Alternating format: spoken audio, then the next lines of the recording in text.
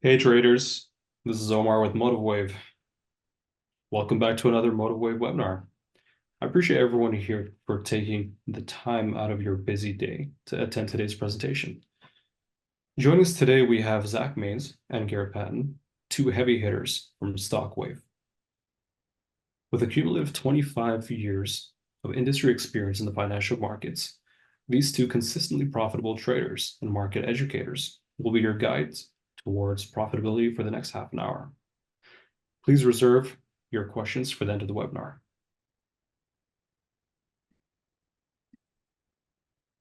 The title of today's webinar is How Two Elliott Wave Experts Use MotiveWave to Produce Their Wave Counts. Now, before we begin, be sure to like and subscribe. Like and subscribe on YouTube. A replay of today's webinar will be made available within 3 to 5 business days if you do have to head out a bit earlier. Now, before we begin, let's take a little bit of time to go over our disclaimer.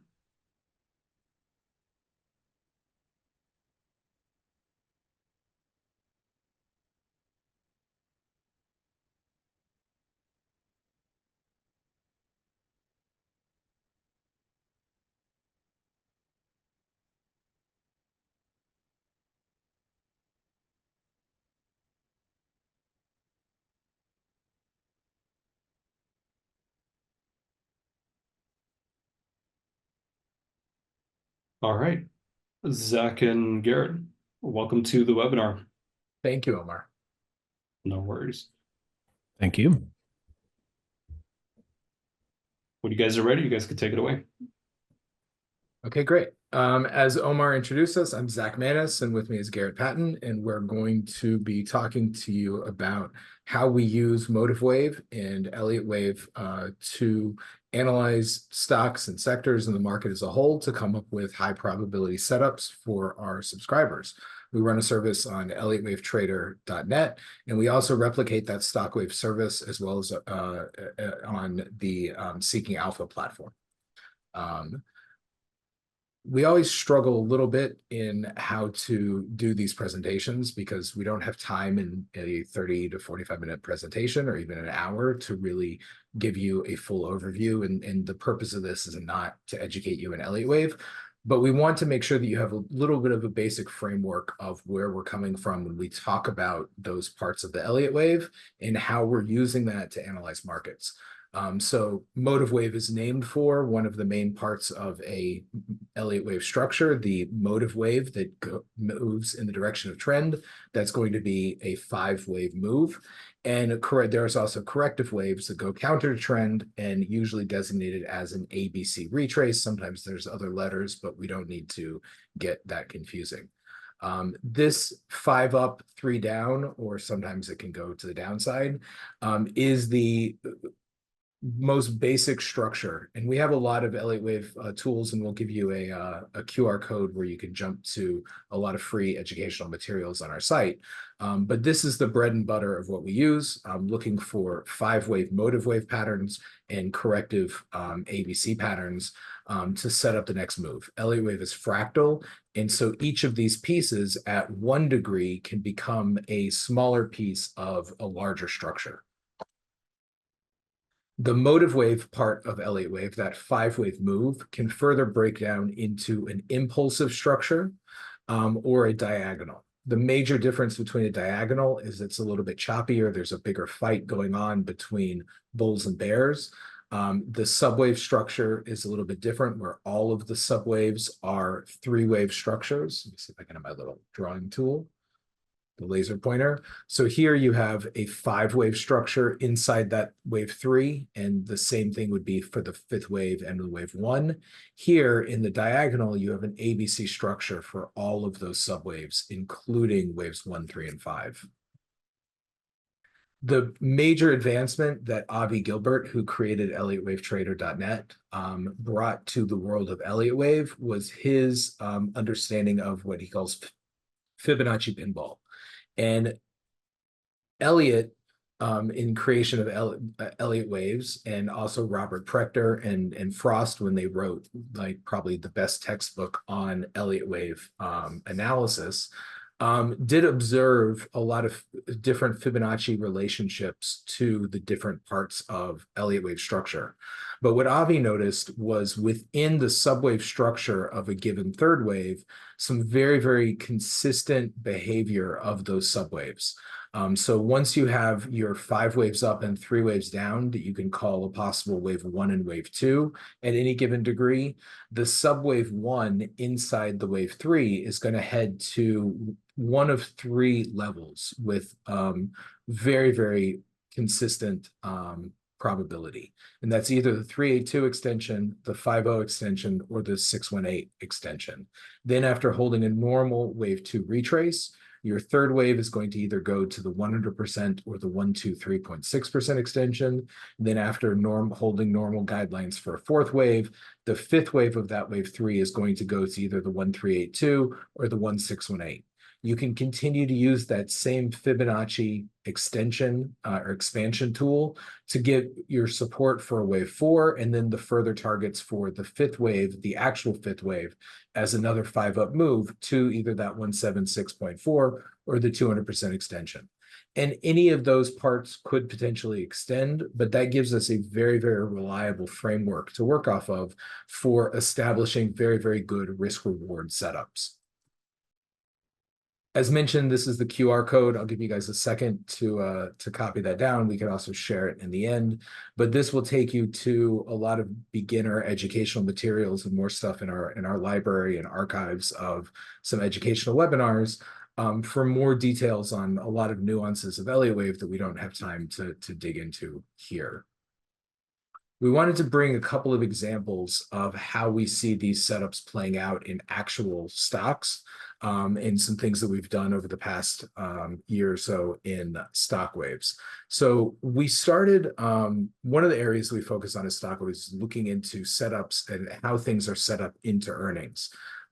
We started doing that because we noticed that lots of things would get pretty significant pops and drops using earnings as the catalyst, and that created pitfalls for many of our members who carried large portfolios. So we started looking at as more of a defensive opportunity or defensive way of trying to warn them and caution them of risks, but then started to notice that those are opportunities for everybody.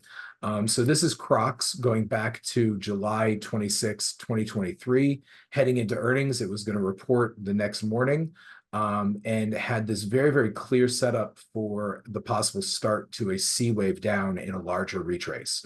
So this was a larger A wave up, had an A and a B wave in place. This nice ABC flat for that B wave gave us a very reliable setup for that to turn down. Following that earnings, that was back here, it dropped about 17%. On that first initial drop is just more of that wave 1, and then went on to fill out 5 waves down for that C wave into normal proportions for a C wave, and right at the exact 618, which is that ideal Fibonacci retrace level for the larger degree B wave. So into November of 2023, we saw this as a great opportunity for a very good risk reward play. So we posted it as what we call a wave setup. And this is where we take the pure Elliott Wave analysis and adapt it to a very usable risk reward model.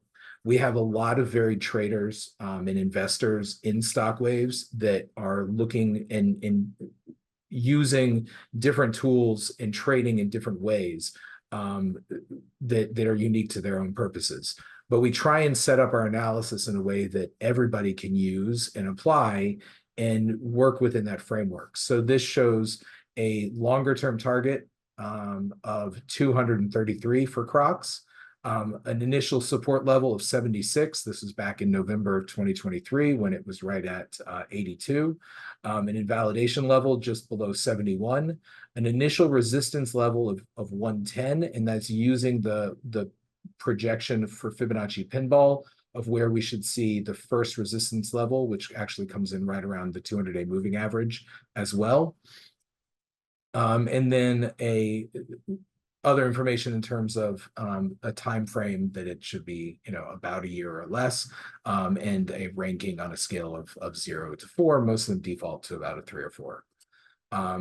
Then as those wave setups reach resistance levels, they get official updates. And so we had the opportunity to officially update the wave setup, and update these values for support and validation resistance, because as it filled out since that November 2023 low, it hit those initial resistance levels and then kept moving up as we rolled up, and then the resistance level to the next higher level, kept filling out the pattern. This is our official update from back in March, when it was due for a fourth and a fifth wave in possibly this larger wave one of an ending diagonal structure for that same C wave that we were looking for, targeting the 233 or higher. And it can be further along in a slightly more muted version, and that's what we have here with designated with the alt count. And that was taken into account with the values that were updated at the time. So move support all the way up to the 114 level, and validation got moved up and so forth. So that was some really, really nice movement. And Crocs continues to be one of our favorite plays. Going back to August of 2022, this was a wave setup for BLDR, Builder's First Source. We are seeing a nice structure off of a low for fourth wave as a 5-wave up and working on a 3-wave retrace. So 5 waves up and an ABC retrace for a smaller 1-2 inside that 5th wave. So we posted a wave setup targeting the 113 region with support in the 57.40 and invalidation at just under 49. BLDR got all of that targeted move and more into July 2023. And that could have actually been all of the 5th wave that we were looking for. But into October of 2023, there was a clear corrective consolidation that was holding as the possible 4th wave to get a better 5th wave up, even higher towards the 180 plus region. So we posted a new wave setup at that point, with support in the 112 and validation 103, targeting 176 or higher for that 5th wave, which did play out very, very nicely, with BLDR getting the rest of that 5th wave all the way up into the 200s, and since has started to decline from there in a larger degree consolidation. Next, we have a wave setup that we posted on Alcoa. This was back in November 2023, at the end of November. We saw it filling out this larger ABC consolidation at a much larger degree, a primary degree wave 2. We didn't have very much off of the low, but the structure here argued very, very strongly for the larger degree being a high probability bottom. So we posted a wave setup just targeting the wave 1 of that larger primary degree wave 3, because the risk reward off of that low was so good. Heading into the mid-May, it was due for yet another of many official updates, where we raised those support levels. Looked like it was completing a possible ABC up for wave 1 of a leading diagonal for that larger wave 1, and allows for some more consolidation there. So raised the support levels up from the initial levels, but still leaving room for that wave 2 consolidation, still on pace to head up into the 70s. That was up over 70% from the entry. Tandem is another one. This is a more recent example that we saw nice movement off of what could count as a potential major bottom for primary degree wave 2 back here in November of 2023. So into January, we had an initial move off that low, and we're seeing a corrective consolidation into our ideal fib support region that set up good risk reward just for the larger wave 1 of that primary wave 3 for a very, very volatile name. Fast forward ahead to the chart now, and it is up well over 100% after getting a quick little spike down, but held the support in above invalidation. But in just that wave 3, still allowing for a 4th and a 5th even higher inside that larger degree wave one.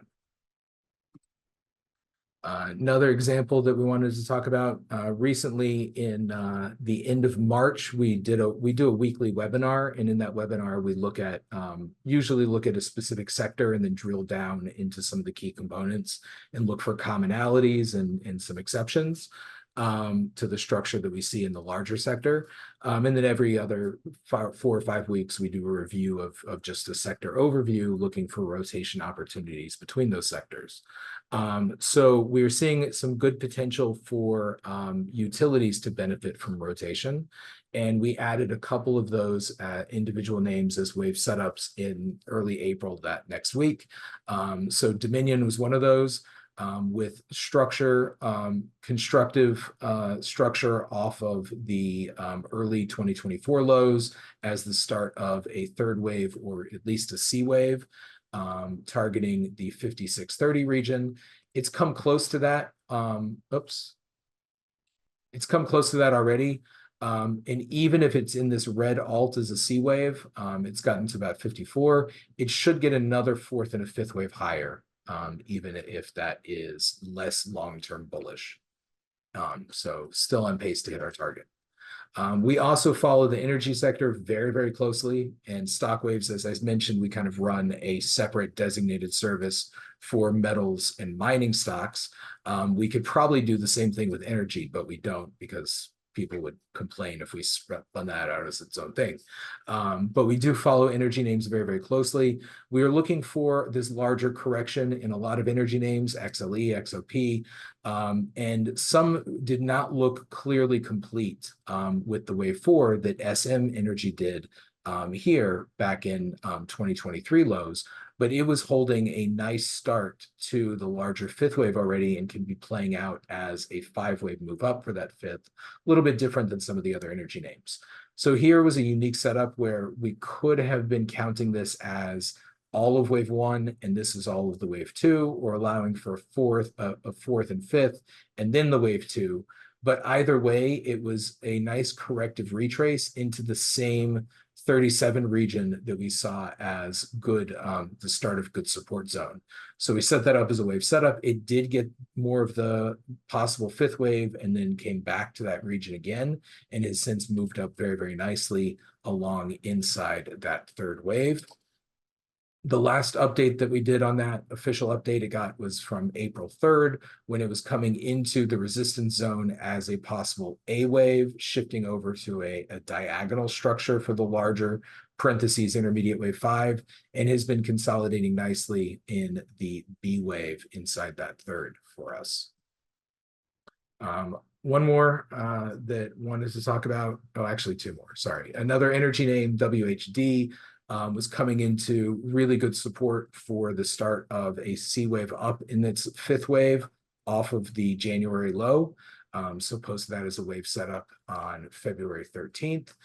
It's since filled out the rest of this C wave up as wave 1, or could even count it as 5 waves up for wave 1 now, and has also been consolidating very, very nicely since this April 9th update, when it hit that resistance level for the next resistance level as wave 1 inside that Fibonacci pinball structure, has been giving us a nice consolidation for that wave 2. And lastly, sometimes we do things at even larger degrees. That's when we use the Y, which stands for years.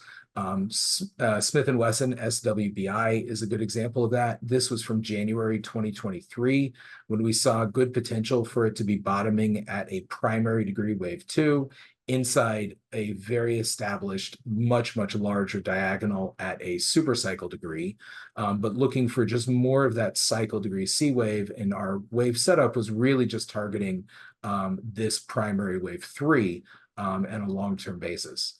Fast forward to last December, December 2023, not only had we filled out the wave 1 and wave 2 inside a larger wave 1 of that primary degree, but had an A and a B start to the third wave in that diagonal, the leading diagonal for wave 1.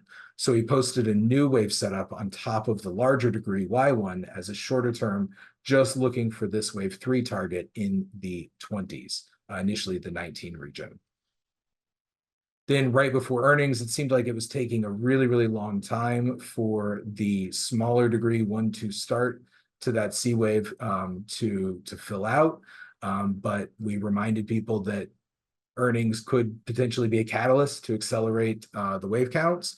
And sure enough, it shot up over 34% in the heart of that move inside the third wave on earnings. All right, I'm going to pause there and turn it over to Garrett.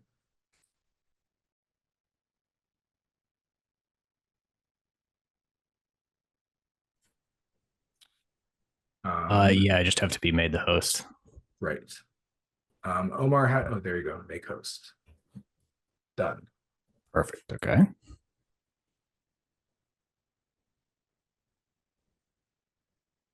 And there we go. All right. Hopefully everybody can now see my screen. Yep. Perfect. All right. So for the second half of this webinar, I wanted to take you guys through how we approach coming up with these Elliott Wave counts from scratch, opening up just a blank chart, how we set everything up in MotiveWave software, and then tackle that large degree chart and try to come up with a count that we can then use for trading purposes. So before starting that count, just kind of a quick overview of how I at least lay out my charts. As you can see, I prefer them fairly uncluttered, although some of you more minimalist charting people might view this as an eyesore. But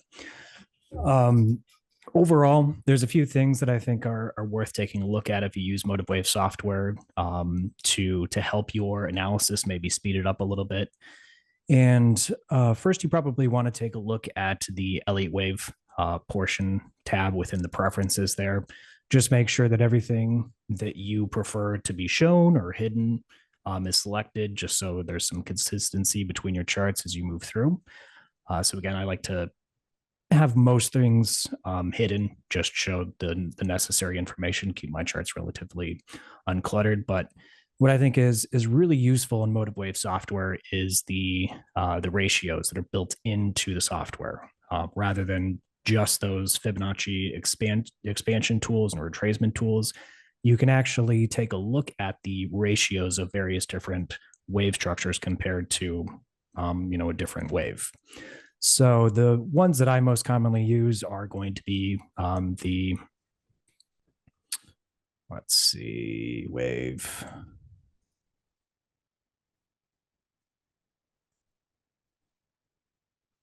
Why is this not correct?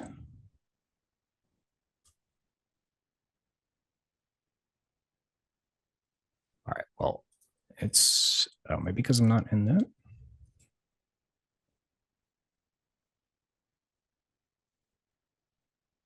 Weird. Not sure why it's not showing the normal selection that I have, but I usually use the 2 versus 1. So that's basically looking for the retracement level of wave 2 compared to the size of wave 1. The wave 3 versus 1 plus 2. So that's going to give us our Fibonacci ratios moving forward based on the size of that 1, 2. So when Zach was showing that Fibonacci pinball analysis that we do, this is again, that wave 3 versus the size of that 1, 2. And then usually the wave 4 versus the wave 3 gives us those retracement levels for a fourth based on the size of wave 3 when we're looking for a fourth to hold support within that impulsive structure. And I mean, there's a few various other ones that you can use, but typically that's most common that I use within an impulse. And then within a corrective structure, the most important is going to be your C wave versus the A wave. And we most commonly look for a measured move fib target for that C wave. So you can kind of, again, I'm not sure why mine are going back to the defaults here, but you can adjust those fibs as to your preference, hide the ones you don't use, color them however you want to make that the best possible look for what you prefer. So I wanted to, again, just take a chart and come up with a count, show you how we do approach a count from scratch. So I picked ELV, Elevance Health, as a good example, I think, since it has a good, nice, large degree impulsive structure. So the first thing you want to do typically is zoom out. and find a major low within the chart that looks like a good orientation point for a larger degree count. So I typically go out to the highest possible time frame that I have available as far as historical data. And do make a note of your specific data feed and whether or not you get historical data that goes back to reasonable prior periods. So some of you may have historical data that only goes back 5 years or 10 years, for example. So just recognize that in the majority of cases, there's going to be more historical data than that for any specific stock. So if you don't have that full data, you have to recognize you're missing a piece of that larger degree count or structure. And that should weigh into how you view that chart in that large degree structure. So for example, my data feed personally goes back to 1980. So whenever I see a chart that stops, the historical data stops back at January 1980, I know there's a pretty good chance that I'm missing some of that prior data. And I have to take that into account that, maybe I'm missing some of that large degree subwave structure for that large degree count. So, at least consider that when coming up with that large degree structure. In this case, since the price history goes back to just 2001, I know this should be all of the historical data available. And let's go ahead and start from one of our two major lows. We have that low that was at the start of her historical data back in 2001. The structure of this move up from that low is a bit amorphous. I wouldn't say that it is clearly a 5-wave structure to the upside, but it certainly could be made a case for being 5 waves up. So when you encounter a situation like that, you may want to not necessarily place a label on that larger degree structure yet, but let's go ahead and just do what we normally do for Fibonacci Pinball, which is, again, take a measurement of that move from the low to the high and then project that measurement from the low of the pullback following that larger structure. And you can also do all sorts of customization with the different ratio presets. I just have various different colors and, the size of those ratios that they project that I personally like for my charts. So you can go through and customize as many different presets as you want. So I'm not going to place a label at the moment on this portion of the move because, again, a little bit amorphous here. Could be a 3-wave structure, could be a 5-wave structure. I don't think we necessarily need to make that distinction yet. But let's take a look at the structure now off of the next major low, the low that was struck here in 2008. Here, we can get, I think, a much more convincing looking 5-wave structure as a leading diagonal off of that low. So I'm going to drop that leading diagonal.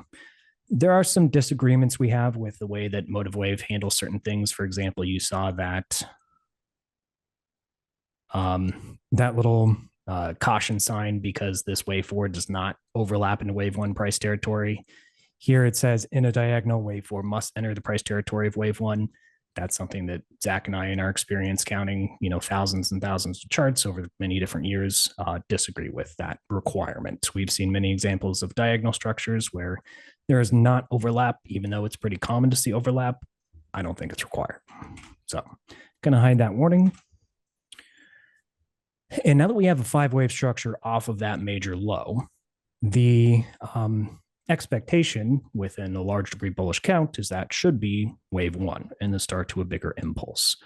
So we saw that followed by a corrective pullback that took price down to the top end of standard retrace support, whether it's a B wave pullback within a corrective, large degree corrective structure, whether it's a wave 2 within a motive structure.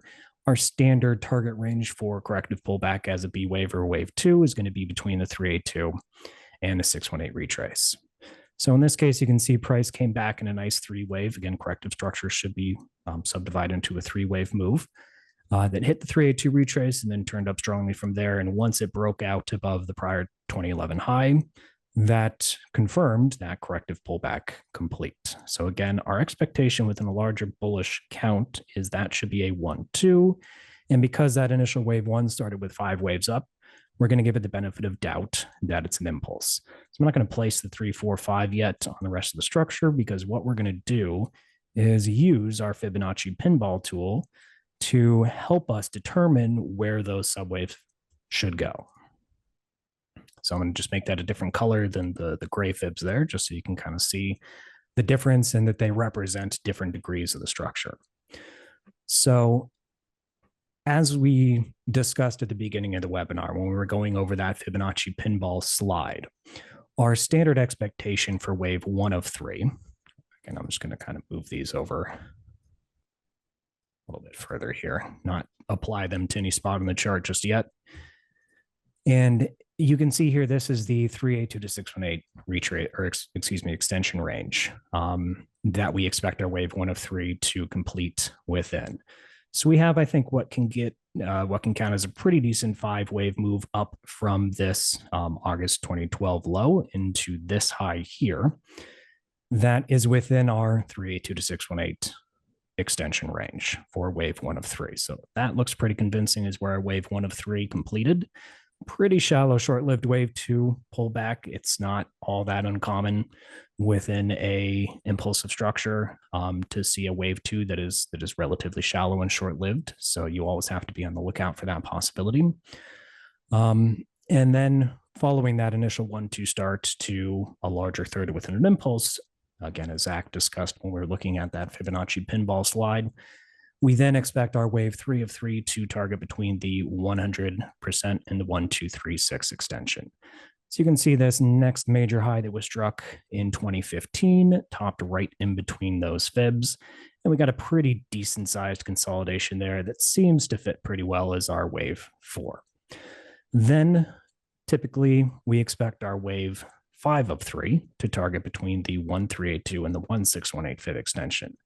And as you can see, price made a nice, fairly straight move up to the to those target fibs. It actually hit that 1618 pretty much exactly at this 2019 high before this larger correction filled out. So that follows our expectation for Fibonacci pinball very well and is very consistent with what should be that wave 5 of 3. And then we got that large A, B, C flat structure as the primary wave 4 into the 2020 low. And I mentioned that one of the ratios that I typically use, and you can access those by right-clicking on the subwave there and go to ratio analysis. You can also see that I have some keyboard shortcut set up for them. That's also something I would highly recommend doing just to speed up your analysis, so that rather than doing these clicks to get to these menus, you can just press Alt F4 and get the same results, just those ratios to pop up. So we're looking at this 4 versus 3. Our most common target for a 4th wave, based on the size of wave 3 within an impulsive structure, is the 382 retrace of that wave 3. You can see here it came close to, didn't quite reach that level at 159.82, but I think this is still a pretty good example of what we would expect a standard size 4th wave to be, very close to that 382 retrace. And then we usually give it room down to the 50% fib, past which starts to become much less reliable as a 4th wave of an impulse. And then since our wave 3 hit the 1618 fib extension, our typical target for the wave 5 is the 200% at that point, which we did see price come up. It kind of exceeded a little bit into that prior high made in 2022. It started to turn down from there, but if we zoom into this structure, we're expecting, as Zach mentioned at the beginning of the webinar, the fractal nature of Elliott Wave theory suggests that our actionary subwaves, waves 1, 3, and 5, should also subdivide into 5-wave structures. So we want to see a nice 5-wave structure out of this move off of 2020 low to look complete as that large degree 5th wave. So we have an initial 5 waves up from that low into this June 2020 high. That looks pretty convincing as the wave 1, a nice 3-wave pullback into what looks like probably another 382 retrace. And again, let's just not worry about the placement of those labels just yet. Let's see what we get for fibs, because the same Fibonacci pinball tool works at all various different degrees of the structure. So if we have a 1-2, we can use those fibs to take a look at what we should expect the rest of the subwave structure to take shape as. In this case, we have a move up into the 382 to 618 extension range. Again, our expectation for wave 1 of 3, then a pretty decent sized pullback. So that fits pretty well as our 1, 2 there in the start to the wave 3. The next more significant high that we saw didn't quite reach the 100% fib extension. It's somewhat academic. I think it's reasonable to count that as the 3-4, even though it didn't quite hit that 100% fib. Otherwise, this next higher high did reach there, so you can make a case that that is the 3-4. Otherwise, I think both work fine. There's not really anything wrong with either interpretation, so just more academic in that respect. But then price continued on up to the 1382 extension. Again, that's pretty common for a target for our wave 5 of 3 within that larger impulse. Pretty significant high there, and correction that looks consistent as our wave 4 came down into, once again, very close to, didn't quite hit that 382 retrace fib at 403. And then what now looks like the 5th wave filling out. And so far, we've just seen price retest that prior 2022 high. So unless that 5th wave is truncating here, which there's not really any clear evidence of that at the moment, I expect it to at least try to reach those next higher fibs in the 611 range before completing that wave 5 of 5, and could even head to a more standard 1764 extension at 664. So it does look like there should be a little bit further upside in this structure before that wave 5 of 5 completes into that 611 level. But at that point, you have a full looking, larger degree 5-wave structure off of a major low back here in 2008, which, again, looking at that basic framework for Elliott Wave theory, 5 waves up and 3 waves down, means we should expect a large degree correction to follow once this 5 up completes. Now, since we have that earlier move here, again, a bit amorphous, maybe this is a 1-2, that would suggest at least completing a large degree wave 3 here and setting up a large degree wave 4 correction, like so. So as you can see, with that addition of Fibonacci analysis, it makes the guesswork of trying to come up with that subwave count, I think, much easier to approach and much more consistent, and really helps you know at what point within that subwave structure price is most likely to be. So again, it removes a lot of the ambiguity a lot of the time based on those fib structures, even if the subwave structure is a bit amorphous. If it's following those fib pinball levels that we typically expect, then that is a good indication that price is still on track within that larger impulse. Seems like a good spot to take questions.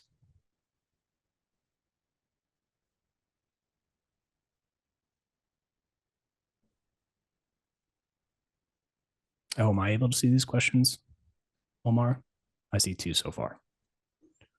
Yeah, we got a grand total of 2 so far. So there's not any others besides Doug Wright's and Patrick's. That's correct. Okay. So let's see. First question from Doug is get on price ratios instead of time. My 2 and 4 are not proportionate. This wave 2 and this wave 4. So let's answer that question first. It's actually a guideline. It's not a rule, but it's actually a guideline of Elliott Wave theory that typically we see what is referred to as alternation between the size of the wave 2 and wave 4 within an impulse. More common than not is that that wave 2 is going to be a zigzag, so a much shorter timed correction compared to what is otherwise a flat, which is more common in the wave 4 position that takes more time to fill out. So sometimes the wave 2 will act much longer or be much deeper in comparison to the wave 4, but usually it's the other way around. And you'll see a longer, more drawn out correction for a 4th wave compared to that wave 2 at the same degree. So the fact that they are not proportionate to each other is actually typically what we expect. Next question, longtime MotiveWave owner and fan, had TOS account, moved to Schwab, not my choice. Oops, where'd that go? I think Omar might have dismissed it. It wasn't quite a MotiveWave or Elliott Wave question.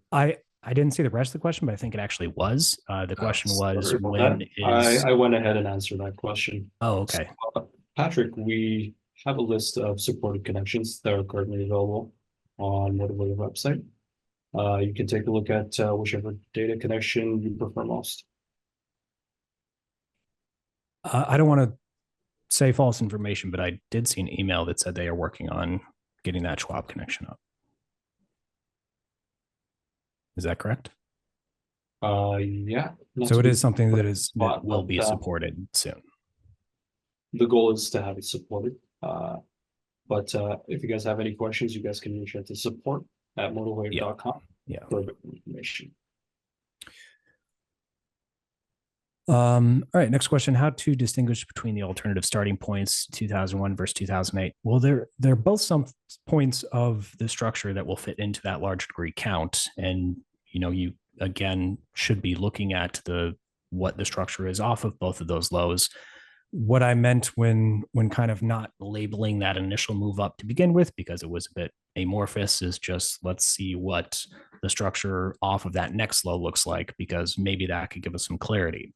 So as you can see, it filling out as a large degree impulse off of that 2008 low rather than some ABC structure or diagonal structure really seems to add some credence to the expectation that, even though it a bit amorphous as 5 up for that wave 1, that it has a pretty good chance of being wave 1 of an even bigger impulsive structure, because this portion of the move has filled out as a nice impulse. Next question: how is the wave 4 fib level determined? The fib level is based on the fib level that we typically look for a wave 4 is based on the size of the wave 3 at the same degree. So this 382 to 50% retrace is just based on the size of where the wave 3 started, this wave 2 bottom, up to the top of wave 3 where it completed. You can see those 382 and 50% fibs are hitting at the same spot.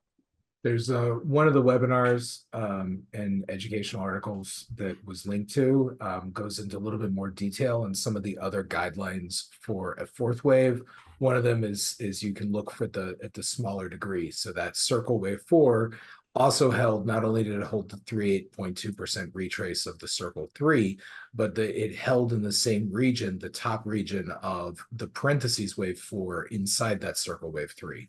So there's a couple of other guidelines like that we look for, but one of the most common ones, as Garrett mentioned, is looking for that 382 fib retrace region. Yeah, that in our experience, that is the most common target for a fourth wave based on the size of the wave 3. Next question: do you use fibs on time zones to get estimated timing of price turns? I don't use the Fibonacci timing tools, but Zach and I do use the Fibonacci fan tools kind of as a rough estimation of where specific subwaves could end up hitting in time compared to their fibs. So we're just kind of looking for overlap. We're doing the same thing we do with Fibonacci Pinball, using the origin point of a wave 1, and then the completion point of a wave 1 is our 2 reference points for that Fibonacci fan. And then just kind of where we see intersection with our targets and specific fan lines, it's not what I would say is as consistent as Fibonacci Pinball for specific targets for timing, but I think it's at least helpful to kind of see where those fib lines land up to kind of get an idea of where that timing might end up be at. It gives you really good channels to use. And we also say a lot that we're far more concerned with specific price levels and support regions than we are with any particular timing. We look to things as catalysts, and we look for things to be in agreement with the larger sectors or with market trends. But we say each chart on its own, and we kind of use other tools. There's also a subjective element of Elliott Wave, and kind of that things need to have the right look. So we're looking for the general shape and structure that we should see fill out. And sometimes those things accelerate or they drag on longer, but a lot of times like it should kind of follow a similar slope to other parts of the move that we already have. All right. Are you looking at MACD and RSI during all these moves to make any decisions? I personally don't use, for example, MACD crossovers for triggers in my own trading, but what I do look for is divergences.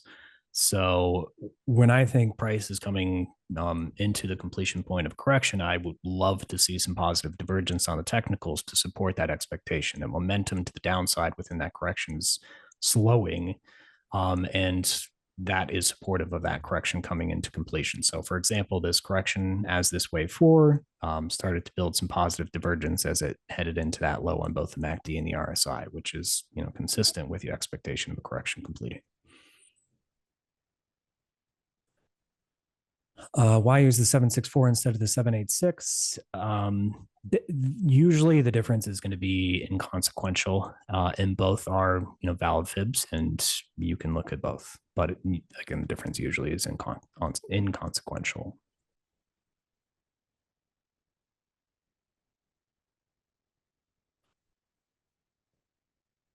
Sorry, when the look is not right, just stay out. So yeah, if things are just not cooperating with our standard expectation for an impulse, that is certainly a warning sign that we should at least, you know, be a little bit more cautious, maybe skip that trade, or if already in that trade and it's starting to deviate from an impulse, maybe, you know, ratchet up stops to a specific level that it needs to hold within that impulsive structure.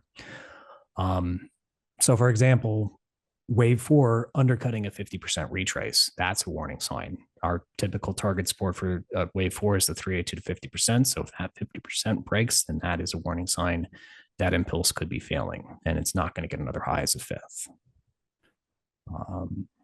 Other things like divergence in what should otherwise be the heart of a third wave can be a warning sign. Once price reaches the 100% fib, if it crosses back below the 618, that's a warning sign also of the impulse failing. Just another tool, Fibonacci Pinball. Mike, I typically use the RSI more just to look for divergences than any sort of crossover. The only crossovers I use is for the overbought and oversold signals. So when it's past 70, this is considered embedded to the upside. So usually it's a strong move and shouldn't be stepped in front of until at least across back below 70 if you're looking at a possible short trade. Same thing when it's embedded to the downside. If it gets under 30, you know, don't touch it on the long side until it gets back above 30. Those are some ways to use the RSI.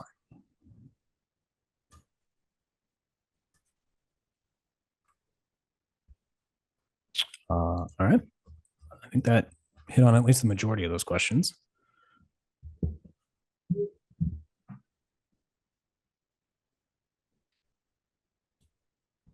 Omar? Yeah, still here. Okay. With that said, I appreciate everyone here for joining us today. If you guys are still one of the few people here, you guys deserve a pat on the back because you guys are dedicated to improving your trading skills. Whether that's through webinars, whether that's through back testing your strategies, whether that's through making sure you're disciplined, you're constantly seeking knowledge. I really appreciate everyone here for showing their dedication to continual improvement. And I wish everyone here the best of luck in their trading journey. Thank you, Zach and Garrett.